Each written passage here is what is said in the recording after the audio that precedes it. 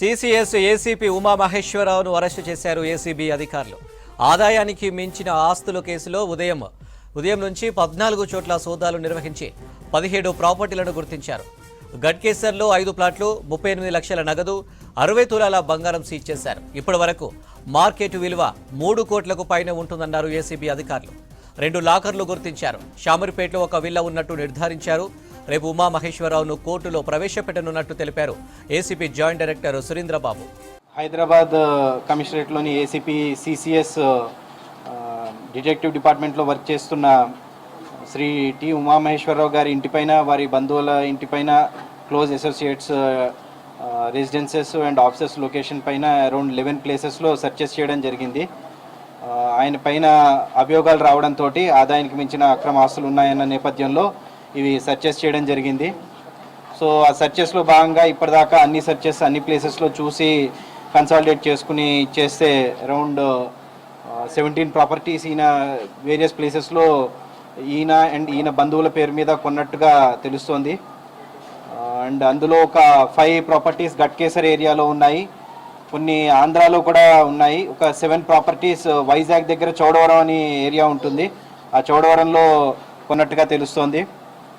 అట్లనే ఇక్కడ ఈ సేమ్ అశోక్ నగర్ ఏరియాలోనే అరౌండ్ 4 ప్రాపర్టీస్ ఉన్నాయి. షామీర్పేటలో ఒకటి, కుక్కట్పల్లిలో ఒకటి, అండ్ ఆల్సో మెడ్చల్ మల్కాజ్గిరి అటువైపు కూడా ఒకటి అన్నట్టు పర్చేస్ చేయడం జరిగింది. సో అవన్నీ కూడా తీసుకున్నాము, డాక్యుమెంట్స్ అన్నీ కూడా సీజ్ చేయడం జరిగింది. అలాగే వేరియస్ వాళ్ళ రిలేటివ్స్ హౌసెస్లో వాటిలో చూడగా అరౌండ్ ఒక 38 lakhs క్యాష్, అంటే 37,50,000 అట్లా క్యాష్ అదొకటి సీజ్ చేయడం జరిగింది. గోల్డ్ కూడా సుమారు వేరియస్ టైమ్స్ 60 తులాస్ గోల్డ్ అది కూడా సీజ్ చేయడం జరిగింది. సో ఇవన్నీ చూస్తే టోటల్ మూవబుల్ అంటే అక్రమాస్తులు దాంట్లో movable immovable properties value around it comes around 3.5 crores 3 crores 46 lakhs అన్నట్టు 3.5 crores అట్లాగా document value, actual registered value అది వస్తుంది.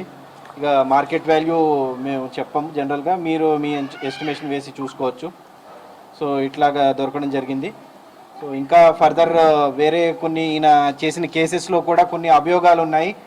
సో ఆ అభియోగాల్ని కూడా తదుపరి దర్యాప్తులో మేము కొనసాగిస్తాము. పోలీస్ కస్టడీ తీసుకుని ఆ కేసెస్లో ఏమైనా జరిగాయా, ఇర్రెగ్యులారిటీస్ అయ్యి అందులో కూడా ఏమైనా రైట్. ఇక ఉమామహేశ్వరరావు అరెస్టుకు సంబంధించి డీటెయిల్స్ అజయ్ అందిస్తారు. Ajay. Yes Anil, Hyderabad CCS ACP Umamaheswararao పైన అవినీతి ఆరోపణలు అనుకోవచ్చు, లేకపోతే వచ్చిన ఫిర్యాదులకు సంబంధించి ఈరోజు ఉదయం దాదాపు 5:30 నుండి ఇటు అశోక్ నగర్లో ఉన్నటువంటి ఉమామహేశ్వరరావు నివాసంతో పాటు దాదాపు 2 తెలుగు రాష్ట్రాల్లో 14 చోట్ల ఏకదాటిగా కూడా ఏసీబీ అధికారులు సోదాలు నిర్వహించారు. అశోక్ నగర్లో ఉన్నటువంటి ఉమామహేశ్వరరావు నివాసంతో పాటు అదే అపార్ట్మెంట్లో ఉన్నటువంటి మరో 2 కుటుంబ సభ్యులకు సంబంధించిన ఆ ఇళ్లలో దాదాపు 3 ఇళ్లలు అశోక్ నగర్లో ఉన్నటువంటి అపార్ట్మెంట్లో, ఒకే అపార్ట్మెంట్లో ఉన్నటువంటి 3 ఇళ్లలో సోదాలు నిర్వహించారు. ముందుగా ఏసీబీ అధికారులు సోదాలు స్టార్ట్ చేసినప్పుడు 7 ప్లేసెస్లో సోదాలు స్టార్ట్ చేశారు. సోదాల్లో భాగంగా కొంతవరకు ఇన్ఫర్మేషన్ వస్తున్న క్రమంలో మరొక 4 ప్లేసులు 11 ప్లేసుల్లో సోదాలు చేశారు. అయితే ఈ 11 ప్లేసుల్లో సోదాలు చేస్తున్న క్రమంలో అటు ఉమామహేశ్వరరావు సంబంధించి అటు బినామీ అనుకోవచ్చు, లేకపోతే కొన్ని రియల్ ఎస్టేట్ సంబంధించిన పెట్టుబడులు అనుకోవచ్చు, లేకపోతే ఆర్థిక లావాదేవీలకు సంబంధించి క్వశ్చనింగ్లో భాగంగా కొంతవరకు ఏపీకి సంబంధించి వైజాగ్ దగ్గర కూడా కొన్ని ఆస్తులు కొనుగోలు చేసినట్లు కొంతవరకు ఇన్ఫర్మేషన్ రావడంతో అక్కడ 3 చోట్ల కూడా సోదాలు నిర్వహించాడు. అంటే మొత్తము 14 చోట్ల సోదాలు నిర్వహించి చాలా కీలకమైన ఇన్ఫర్మేషన్ ఏసీబీ అధికారులు ఈరోజు దాదాపు ఉదయం 5:30 గంటల నుండి కొద్దిసేపటి క్రితం, అంటే ఒక 10 నిమిషాల క్రితమే అతన్ని అరెస్ట్ చేసి ఏసీబీ ప్రధాన కార్యాలయానికి తరలించారు. అంటే చాలా కీలకమైన సమాచారం ఈరోజు ఉదయం నుండి రాత్రి వరకు దాదాపు ఉమామహేశ్వరరావు విషయంలో అధికారులు సేకరించారు. ఇప్పటి వరకు ఏసీబీ జాయింట్ డైరెక్టర్ సుధీంద్ర కూడా మాట్లాడుతూ చాలా క్లియర్గా ఈరోజు 14 ప్లేసెస్లో సోదాలు నిర్వహించి దాదాపు 38 లక్షల సంబంధించిన నగదుని స్వాధీనం చేసుకోవడంతో పాటు 60 తులాల బంగారు, వెండి ఆభరణాలకు సంబంధించి వాటిని కూడా సీజ్ చేశాము అని చెప్పారు. అయితే 17 ప్రాపర్టీస్ని ఇప్పటికైతే అధికారులు గుర్తించారు. ఈరోజు సోదాల్లో భాగంగా 17 ప్రాపర్టీస్లో ఇటు హైదరాబాద్ శివారు ప్రాంతానికి సంబంధించి గట్కేసర్ వద్ద ఒక 5 ప్రాపర్టీస్, దాంతోపాటు ఇటు కుక్కట్పల్లి, ఇటు హైదరాబాద్ సంబంధించి ఈ విధంగా ఉంటే అటు వైజాగ్ దగ్గర ఒక 3 ప్రాపర్టీస్ని గుర్తించారు. ఇవన్నీ కూడా మార్కెట్ వాల్యూకి సంబంధించి దాదాపుగా 3 కోట్ల వరకు ఉంటుందని అధికారులు అంచనా వేస్తున్నారు. కానీ బహిరంగ మార్కెట్లో మాత్రం దీని విలువ ఎంత ఉంటుంది చెప్పలేము అంటూ కూడా అధికారులు చెప్తున్నారు. అయితే ముందు నుండి కూడా ఉమామహేశ్వరరావు పైన చాలా వరకు ఆరోపణలు ఉన్నాయి. ఎందుకంటే ఉమామహేశ్వరరావు ఇన్స్పెక్టర్గా విధులు నిర్వహిస్తున్న టైంలో కూడా కొంతవరకు దురుసుగా మాట్లాడటము, ఈ విధంగా అవినీతికి సంబంధించి కావచ్చు, లేకపోతే బ్రైబ్ డిమాండ్ చేయడం కావచ్చు, ఇలాంటి ఆరోపణలు అభియోగాలు ముందు నుండి ఉన్నాయి. అతడు హ్యాబిట్స్ ఇన్స్పెక్టర్గా ఉన్నప్పుడు, దాని తర్వాత జవహర్ నగర్ పోలీస్ స్టేషన్ సంబంధించి ఇన్స్పెక్టర్గా ఉన్నప్పుడు కూడా సస్పెండ్ అయిన పరిస్థితి వివిధ కారణాల వల్ల. దాని తర్వాత ఏసీపీగా ఇబ్రహీంపట్నం ఏసీపీగా విధులు నిర్వహించాడు. ఇబ్రహీంపట్నం సంబంధించి కూడా ఒక విధంగా అది ఆ టైంలోనే డెవలప్ అవుతున్న ప్లేస్, శివారు ప్రాంతము. సో అక్కడ ల్యాండ్స్ సంబంధించి కావచ్చు, రియల్ ఎస్టేట్ వ్యవహారంలో కూడా ఇతడు తలదూర్చాడు. అక్కడ రియల్ ఎస్టేట్ సంబంధించిన వాళ్ళతో కొంతవరకు కుమ్మకవడం కావచ్చు, లేకపోతే బెదిరియడం కావచ్చు, పెద్ద మొత్తంలో కూడా అవినీతి సొమ్ము కూడా కట్టుకున్నాడు ఇబ్రహీంపట్నంలో పనిచేసే టైంలో అనే ఆరోపణలు కూడా ఇతని పైన ఉన్నాయి. దాని తర్వాత సిసిఎస్కి వచ్చిన తర్వాత సిసిఎస్లో దాదాపుగా కోట్ల వ్యవహారానికి సంబంధించిన కేసులే ఎక్కువగా వస్తుంటాయి. ఎక్కువగా ఈ మోసాలకు సంబంధించి సిసిఎస్లో డబ్బులకు సంబంధించిన వ్యవహారము సంబంధించిన కేసులు సిసిఎస్ చూస్తారు. కాబట్టి అందులో కూడా ఇటు సాహితీ ఇన్ఫ్రాకు సంబంధించి ఒకనొక టైంలో ఇది తెలంగాణ రాష్ట్రంలో, ఇరు తెలుగు రాష్ట్రాల్లో కూడా సాహితీ ఇన్ఫ్రాకు సంబంధించిన కేసు కొంతవరకు సెన్సేషనల్గా మారిన కేసు. అయితే అప్పుడు రంగనాథ్ సిసిఎస్ సంబంధించి హెడ్గా ఉన్న టైంలో వీళ్ళందరినీ బాధితుల్ని పిలిచి మీ అందరికీ కూడా న్యాయం చేస్తాను అని చెప్పడము, ఆ సాహితీ ఇన్ఫ్రాకు సంబంధించిన కేసుకి ఇతన్ని విచారణాధికారిగా నియమించడం. సో ఆ కేసులో కూడా ఇటు సాహితీ ఇన్ఫ్రాకు సంబంధించిన డైరెక్టర్లు ఎవరైతే ఉంటారో వాళ్ళ దగ్గర పెద్ద మొత్తంలో కూడా డబ్బులు వసూలు చేశాడు. వాళ్ళకి ఈ కేసు సంబంధించి అంటే కొలిక్కి వచ్చిన తర్వాత దీన్ని మొత్తం కూడా నీరుగార్చే ప్రయత్నం చేసేందుకు ఆ విధంగా బ్రైబ్ తీసుకున్నాడు అనే ఒక బలమైన ఆరోపణ ఉమామహేశ్వరరావు పైన ఉంది. దాంతోపాటు ఈరోజు ఏసీబీకి సంబంధించి జాయింట్ డైరెక్టర్ మాట్లాడుతూ కూడా చాలా క్లియర్గా చెప్పారు. ఇటు సాహితీ ఇన్ఫ్రాకు సంబంధించిన కేసులో డబ్బులు వసూలు చేశాడు అనే ఆరోపణతో పాటు ఈ సిసిఎస్కి వచ్చిన మరొక ఎన్ఆర్ఐ కేసు సంబంధించి అతని వద్ద కూడా పెద్ద మొత్తంలో కూడా బ్రైబ్ తీసుకున్నాడు అనే ఆరోపణలు, అభియోగాలు కూడా వచ్చాయి. కాబట్టి వీటన్నిటికి సంబంధించి దీంతో పాటు మల్టిపుల్గా ఇంకా చాలా ఫిర్యాదులు ఉన్నాయి. ముఖ్యంగా ఇతని బినామీలకు సంబంధించి అసలు ఇతనే ఒకళ్ళకి బినామీగా వ్యవహరించాడా, లేకపోతే ఇతడు కొనుగోలు చేసిన ఆస్తులు కావచ్చు, లేకపోతే వ్యవసాయ సంబంధించిన పొలాలకు సంబంధించి ఎన్ని ఎకరాలు కొనుగోలు చేశాడు, ఇతనికి కుటుంబ సభ్యుల్లో క్లోజ్ అసోసియేట్గా ఎవరున్నారు, ఎవరి పేరు మీద అవన్నీ కూడా బదలాయించాడు అనేది తెలియాల్సి ఉంది. దాంతోపాటు ఇటు ఉమామహేశ్వరరావు డైరీలో కొంతవరకు కీలకమైన సమాచారం అంటే సందీప్ అనే ఒక పేరు తెరపైకి వచ్చింది. ఆ సందీప్ అనే వ్యక్తి ఎవరు అనేది కూడా ఒక క్లారిటీ లేదు అంటూ కూడా ఏసీబీ అధికారులు చెప్తున్నారు. కానీ ఆఫ్ ద రికార్డ్ మాత్రము ఒక ఎస్పీ స్థాయి అధికారికి సంబంధించి అతనికి ఇతనికి సంబంధాలు ఉన్నాయి, అతనికి సంబంధించి కూడా ఇందులో హస్తం ఉంది అనే కొంతవరకు అలాంటి వాదనలు కూడా ఈ కేసు సంబంధించి తెరపైకి వస్తున్నాయి. అయితే ఇప్పుడు ఉమామహేశ్వరరావుకు సంబంధించి మాత్రము అవినీతి ఆరోపణలు, ఫిర్యాదులు రావడము, దాని తర్వాత సోదాలు నిర్వహించడము అవన్నీ కూడా ప్రైమరీగా ఎస్టాబ్లిష్ అయ్యాయి. కాబట్టి కొద్దిసేపటి క్రితమే అశోక్ నగర్లో ఉన్నటువంటి ఉమామహేశ్వరరావు నివాసంలో అతన్ని అరెస్ట్ చేసి బంజారా హిల్స్లో ఉన్నటువంటి ఏసీబీ ప్రధాన కార్యాలయం తరలించారు. సో ఈరోజు రాత్రి ఏసీబీ కార్యాలయంలో ఉమామహేశ్వరరావు నుంచి రేపు ఉదయం మెజిస్ట్రేట్ ముందు హాజరుపరచనున్నారు. మెజిస్ట్రేట్ ముందు హాజరుపరిచిన తర్వాత రిమాండ్ తరలిస్తారు. అయితే ఉమామహేశ్వరరావు సంబంధించి ఈ అవినీతి చిట్టా విప్పాలి అంటే ఇంకా ఇన్డెప్త్గా ఇన్వెస్టిగేట్ చేయాలి, ఇన్డెప్త్గా క్వశ్చనింగ్ చేయాలని అధికారులు భావిస్తున్నారు. కాబట్టి బహుశా ఏసీబీ అధికారులు కస్టడీ పిటిషన్ కూడా దాఖలు చేసే అవకాశం ఉంటుంది. కస్టడీ పిటిషన్ దాఖలు చేసిన తర్వాత ఎన్ని రోజులు కస్టడీకి కోరుతారు, న్యాయస్థానం ఎన్ని రోజులకి కస్టడీ ఇస్తుంది అనేది ఒక అంశం. అయితే కస్టడీలో మాత్రం చాలా క్రెడిబుల్ ఇన్ఫర్మేషన్ సేకరించాలని అధికారులు భావిస్తున్నారు. ఇంకా ఈ అవినీతికి సంబంధించి కావచ్చు, లేకపోతే సిసిఎస్లో పనిచేసిన టైంలో కావచ్చు, లేకపోతే ఇతని కెరీర్ స్టార్ట్ కాకముందు అంటే ఇతడు ఏదైతే ఉద్యోగము చేయకముందు ఇతని ఆస్తులకు సంబంధించిన వివరాలు ఏంటి, ప్రస్తుతం టిల్ నౌ ఆ ఆస్తుల సంబంధించిన పరిస్థితి ఏ విధంగా ఉంది, ఇతని క్లోజ్ అసోసియేట్స్ ఎవరు, ఫినాన్షియల్ ట్రాన్సాక్షన్స్ ఏంటి, బ్యాంక్ అకౌంట్స్ ఏంటి. దాంతోపాటు ఇప్పటికే 2 లాకర్లను కూడా ఏసీబీ అధికారులు ఈరోజు సోదాల్లో భాగంగా గుర్తించారు. కాబట్టి ఆ 2 లాకర్లకు సంబంధించిన వివరాలు ఇంకాస్త ఇన్డెప్త్గా ఇన్వెస్టిగేట్ చేయాలని భావిస్తున్నారు. కాబట్టి రేపు మెజిస్ట్రేట్ ముందు హాజరుపరిచి రిమాండ్ తరలించిన తర్వాత ఉమామహేశ్వరరావుని కస్టడీ కోరుతూ ఏసీబీ అధికారులు పిటిషన్ దాఖలు చేసే అవకాశం అయితే కనబడుతుంది. Anil. Right Ajay, thank you. పారిశ్రామిక అభివృద్ధిలో తెలంగాణ ప్రపంచ దేశాలతో పోటీ పడేలా విధానాలు ఉండాలని అధికారులకు సూచించారు CM Revanth Reddy. Telangana state industrial infrastructure కార్పొరేషన్కు సంబంధించి అధికారులతో సీఎం సమీక్షా సమావేశం నిర్వహించారు.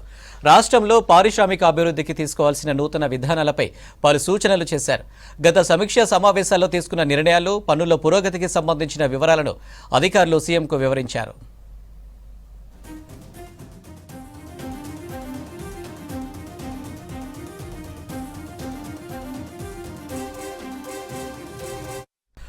రాష్ట్రంలోని 10 యూనివర్సిటీలకు ఇన్ఛార్జ్ వీసీలను నియమించింది ప్రభుత్వం. సీనియర్ ఐఏఎస్ అధికారులను ఇన్ఛార్జ్ వీసీలుగా నియమిస్తూ ఉత్తర్వులు జారీ చేసింది.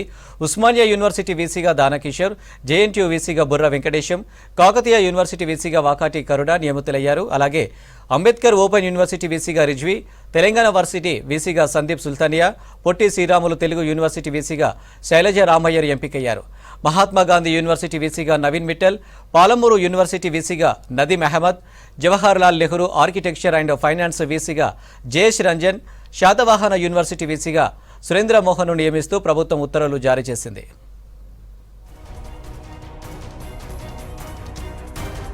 మేడ్చల్ జిల్లా కుత్బుల్లాపూర్ మైసమ్మగూడ మల్లారెడ్డి యూనివర్సిటీలో నూతనంగా school of allied health care sciences కోర్సులను ప్రారంభించారు. 2024-25 విద్యా సంవత్సరంలో గ్రాడ్యుయేట్, పోస్ట్ గ్రాడ్యుయేట్, డాక్టరేట్ దరఖాస్తులు స్వీకరిస్తామన్నారు university vice chancellor VSK Reddy. ఈ కోర్సులు మొట్టమొదటిసారిగా మల్లారెడ్డి యూనివర్సిటీలో మాత్రమే ప్రారంభిస్తున్నామని తెలిపారు. విద్యా ఉపాధికి ఈ కోర్సులు ఉపయోగపడుతున్నాయన్నారు. విద్యార్థులకు నూతన కోర్సులపై అవగాహన కల్పించామన్నారు వర్సిటీ యాజమాన్యం.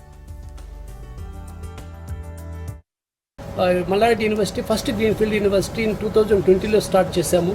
అప్పుడు 5 యూనివర్సిటీస్తో పాటు మన యూనివర్సిటీ కూడా వచ్చింది, గ్రీన్ఫీల్డ్ యూనివర్సిటీ. ఇది ఒక్కటే గ్రీన్ఫీల్డ్ యూనివర్సిటీ 2020లో గవర్నమెంట్ ఆఫ్ తెలంగాణ శాంక్షన్ చేసింది. అప్పటి నుంచి కూడా ఇప్పటి వరకు చాలా కోర్సెస్ స్టార్ట్ చేశాము. అంటే జాబ్ ఓరియంటెడ్ కోర్సెస్, అంటే ఇప్పుడు కోర్సెస్ అనే కాకుండా డిగ్రీస్ అనే కాకుండా జాబ్ రిలేటెడ్ కోర్సెస్ ఇస్తే పిల్లలకి మనకి తెలంగాణలో కానీ లేకపోతే ఇండియాలో కానీ లేకపోతే గ్లోబ్ అక్రాస్ ద గ్లోబ్ కానీ ఇంటర్నేషనల్ కాకుండా ఎక్కడైనా పోయేదాని స్కోప్ ఉంటుందనే ఉద్దేశంతో ఇంజనీరింగ్ కోర్సు, ఎమర్జింగ్ టెక్నాలజీస్లో engineering courses, agriculture sciences, allied health care sciences, management కోర్సులు, ఇవన్నీ కూడా కోర్సులు స్టార్ట్ చేయడం జరిగింది. 2021లో అలైడ్ హెల్త్ కేర్ సైన్సెస్ అని కొత్తగా తీసుకొచ్చాం. ఆ కోర్సెస్ ఏంటంటే ఇప్పుడు మనకి ఎంబీబీఎస్ కానీ లేకపోతే డెంటల్ కానీ అవన్నీ కూడా ఈ నీట్ మనకి ఎగ్జామ్స్ రాసిన తర్వాత ఎంసెట్ కానీ ఇవన్నీ రాసిన తర్వాత జాయిన్ అవుతారు. కానీ బైపీసీ స్టూడెంట్స్ ఇప్పుడు ఓన్లీ మన తెలంగాణ స్టేట్లోనే తీసుకుంటే ఆల్మోస్ట్ 1,00,000 మంది రాశారు. 1,00,000 మందికి ఓన్లీ ఎంబీబీఎస్ డెంటల్ అంటే జాబ్స్ దొరకవు, సీట్స్ దొరకవు, అడ్మిషన్స్. అది ఒకటే ప్రపంచం కాదు, అది ఒకటే ఫీల్డ్ కాదు. ఇన్ కేస్ అది వస్తే well and good. In case రాకపోతే చాలా కోర్సులు ఉంటాయి, మెడికల్ రిలేటెడ్ కోర్సెస్. ఆ విధంగా అలైడ్ హెల్త్ కేర్ సైన్సెస్ అని మన గవర్నమెంట్ ఆఫ్ ఇండియా కానీ గవర్నమెంట్ ఆఫ్ తెలంగాణ అప్రూవల్తో, యూజీసీ అప్రూవల్తో మన కోర్సెస్ అలైడ్ హెల్త్ కేర్లో అనెస్థిషియా టెక్నాలజీ కానీ, కార్డియోవాస్కులర్ టెక్నాలజీ కానీ, ఎమర్జెన్సీ మెడిసిన్ కానీ, క్లినికల్ రీసెర్చ్ కానీ, మెడికల్ బయోటెక్నాలజీ కానీ, ఆప్టోమెట్రీ కానీ, రేడియాలజీ కానీ, ఈ కోర్సులన్నీ కూడా బీఎస్సీ హానర్స్ 4 year డిగ్రీస్ అండి. ఇట్ ఈస్ నాట్ డిప్లొమా కోర్సులు, ఇట్ ఈస్ డిగ్రీ కోర్సులు, 4 years 4 సంవత్సరాల కోర్సులు. ఇది బీఎస్సీ హానర్స్ కోర్సులు. ఇవి వీటన్నిటితో అలైడ్ హెల్త్ కేర్కి పనికొస్తుంది. కాబట్టి హాస్పిటల్స్ కానీ, డాక్టర్ ఇప్పుడు మనకి మెడికల్ కాలేజ్ కానీ ఆల్ ఓవర్ ద కంట్రీలో మనకి మెడికల్ ప్రొఫెషనల్స్ చాలామంది షార్టేజ్ ఉంది. ఇప్పుడు ఆ షార్టేజ్ రిక్వైర్మెంట్కి ఇమీడియట్ జాబ్ రిక్వైర్మెంట్ ఉంది. ఇవన్నీ జాబ్ ఓరియంటెడ్ కోర్సెస్ అంటాం మనము ఎంఆర్యు యూనివర్సిటీలో 2021 నుంచి స్టార్ట్ చేశాము. ఇవి 10 కోర్సులు ఉన్నాయన్నమాట. క్లినికల్ కొన్ని, lab and medical biotechnology, life sciences, తర్వాత ఫిజియోథెరపీ, ఆప్టోమెట్రీ అన్నీ కూడా ఉంటాయి. దీనికి వచ్చి క్వాలిఫికేషన్ మన ఇంటర్లో బైపీసీ చేసి ఉండాలండి. ఒక కామన్ ఎంట్రన్స్ టెస్ట్ పెట్టాము, ఎంఆర్యు సెట్ అనేసి. ఈ మంత్ 23, 24, 25లో మనకి ఎగ్జామ్ జరుగుతుంది. ఆన్లైన్ అయినా రాయొచ్చు, ఆఫ్లైన్ అయినా రాయొచ్చు. యూనివర్సిటీ వెబ్సైట్కి వెళ్తే మీకు అన్ని డీటెయిల్స్ ఉంటాయి. రిజిస్ట్రేషన్ ఫ్రీ అండి. దీనికి ఎగ్జామ్ రాయడానికి ఏమి కూడా ఫీ కట్టనవసరం లేదు. అయితే ఈ కోర్సెస్ వల్ల మనకి అడ్వాంటేజ్ ఏంటంటే చాలా అలైడ్ హెల్త్ కేర్ అనేది ఇక కొత్తగా వస్తున్న ఫీల్డ్ అనమాట. మెడికల్లో చాలా జాబ్ ఆపర్చునిటీస్ ఉన్నాయి. అది కాక మేము ప్రతి కోర్సుని కూడా మేము డిజైన్ చేసేటప్పుడు కోర్స్ అవ్వగానే వీళ్ళకి జాబ్ రెడీ అంటే ఇండస్ట్రీ రెడీ అనే ఒక కాన్సెప్ట్తో మేము ఈ కోర్సెస్ అన్ని రన్ చేస్తున్నాము. ఫ్రీడమ్ హెల్త్ కుకింగ్ ఆయిల్ సంస్థ నూతన ప్రచారం ఆర్ యు బయింగ్ రైట్కు సంబంధించిన పోస్టర్ను లాంచ్ చేసింది. నిబంధనల ప్రకారం సన్ఫ్లవర్ ఆయిల్ 1 లీటర్ ప్యాకెట్లో 910 గ్రాములు నూనె ఉండాలన్నారు Gemini edibles fats marketing senior vice president Chandrasekhar Reddy. కొన్ని సంస్థలు లీటర్ ప్యాకెట్లో 780 నుంచి 850 గ్రాములతో ఆయిల్ విక్రయిస్తున్నారని తెలిపారు. హైదరాబాద్ బంజారాహిల్స్ రోడ్ నెంబర్ 5లోని సంస్థ ప్రధాన కార్యాలయంలో నిర్వహించిన సమావేశంలో పాల్గొన్నారు చంద్రశేఖర్ రెడ్డి. కొన్ని తూకం గురించి భారత ప్రభుత్వం కొన్ని మార్పులు చేసింది. 2022 వరకు మనం ఓన్లీ స్టాండర్డ్ ప్యాకింగ్ మాత్రమే ఇవ్వాలి. ఏ బ్రాండ్స్ అయినా 1 లీటర్ కానీ 1 కేజీ కానీ అట్లా 1/2 లీటర్ కానీ 1/2 కేజీ కానీ 100 గ్రామ్స్ కానీ 100 ml కానీ అలా ఒక స్టాండర్డ్ వెయిట్స్ భారత ప్రభుత్వం మాత్రం అలో చేసేది. రాష్ట్ర ప్రభుత్వాలు ఫాలో అయినాయి. కానీ భారత ప్రభుత్వం సెంట్రల్ గవర్నమెంట్ కొన్ని మార్పులు చేసింది. ఆ మార్పులు ఏంటంటే ఎంత వెయిట్ అయినా చేసుకోవచ్చు. అంటే 1 లీటరే కాదు, మనం కావాలంటే 800 ml చేసుకోవచ్చు, 900 ml చేసుకోవచ్చు, 750 ml మన ఇష్టం ఉన్న వెయిట్ చేసుకోవచ్చు. కానీ ఏదైతే వెయిట్ రాసామో ఆ వెయిట్ మాత్రం ఇవ్వాలి. దీంట్లో మనకు వచ్చిన సమస్య ఏంటి అని మనం ఆలోచిస్తే, బేసికల్గా వంట నూనెలు చాలా ప్రైస్ సెన్సిటివ్. ఒక 4-5 లీటర్లు ఒక ఫ్యామిలీ కన్జంప్షన్ తీసుకుంటే అతి ఎక్కువ బడ్జెట్ వినియోగించబడే ఐటమ్ రైస్, ఆటా తర్వాత ఈరోజు వంట నూనెలు. అందుకే మనం ప్రైస్ బాగా పెరిగినప్పుడు ప్రజల్లో బాగా స్పందన వచ్చి డిమాండ్ కూడా పైన రోజులు చాలా ఉన్నాయి. అయితే ఇది కొత్త విషయం ఏం కాదు. ఫర్ ఎగ్జాంపుల్ మీరు సోప్స్ తీసుకున్నా, తర్వాత ఇంకా వేరే టాల్కమ్ పౌడర్స్ ఇటువంటి ఏది తీసుకున్నా ఎంతో కూడా స్టాండర్డ్ వెయిట్స్ లేవు. అంటే నేను చెప్పింది ఏంటంటే, ఇప్పుడు మన సబ్బులు తీసుకుంటే ఒక బ్రాండ్ 40 గ్రాములు ఉండొచ్చు, ఒక బ్రాండ్ 50 గ్రాములు ఉండొచ్చు, అది మన అలవాటే. కానీ ఇక్కడ ఏంటంటే 1 లీటర్ ప్యాకెట్ ఉన్న 750 ml ప్యాకెట్ ఉన్న మీకు అన్నీ ఒకటే విధంగా కనపడతాయి. దాంతో రిటైలర్ కూడా చాలా ఇబ్బంది పడుతున్నారు, డిస్ట్రిబ్యూటర్లు కూడా చాలా ఇబ్బంది పడుతున్నారు, తర్వాత కన్జ్యూమర్స్ కూడా తెలియకుండా చాలా మోసపోయే అవకాశం కూడా ఉంది. అందుకనే మేము గత ఆదివారం మనం ఒక అడ్వర్టైజ్మెంట్ రిలీజ్ చేశాము. అడ్వర్టైజ్మెంట్ ఏంటంటే, మీరు ఇక నుంచి భారత ప్రభుత్వం తూకం యొక్క రూల్స్లో మార్పులు జరిగినాయి కాబట్టి ఇక నుంచి మీరు తూకం వెరిఫై చేసుకొని రేటు వెరిఫై చేసుకొని కొనుక్కోండి. ఇది ఒకటైతే, మనకు ఇంతకుముందు 1 లీటర్ అన్నప్పుడు కొన్ని బ్రాండ్స్ 910 ml అని, కొన్ని బ్రాండ్స్ 900 ml అని, కొన్ని బ్రాండ్స్ 890 ml అని అలా ఇచ్చేది. అంటే కొన్ని టెక్నికల్ వర్డ్స్ వాడి. అని ఇప్పుడు భారత ప్రభుత్వం ఒక మంచి పని ఏం చేసిందంటే, సన్ఫ్లవర్ ఆయిల్ 1 లీటర్ అంటే. రంగారెడ్డి జిల్లా మరికొండ మున్సిపాలిటీ 17వ వార్డులో పార్కు దగ్గర ఉన్న భారీ చెట్టును కొంతమంది గుర్తు తెలియని వ్యక్తులు నరికివేశారు. గతంలో హరితహారంలో భాగంగా నాటిన చెట్టును నరికివేయడం ఏంటని ప్రశ్నిస్తున్నారు కాలనీ వాసులు. ఈ చెట్టు వేసవి కాలంలో ఎంతో మందికి నీడనిచ్చిందన్నారు.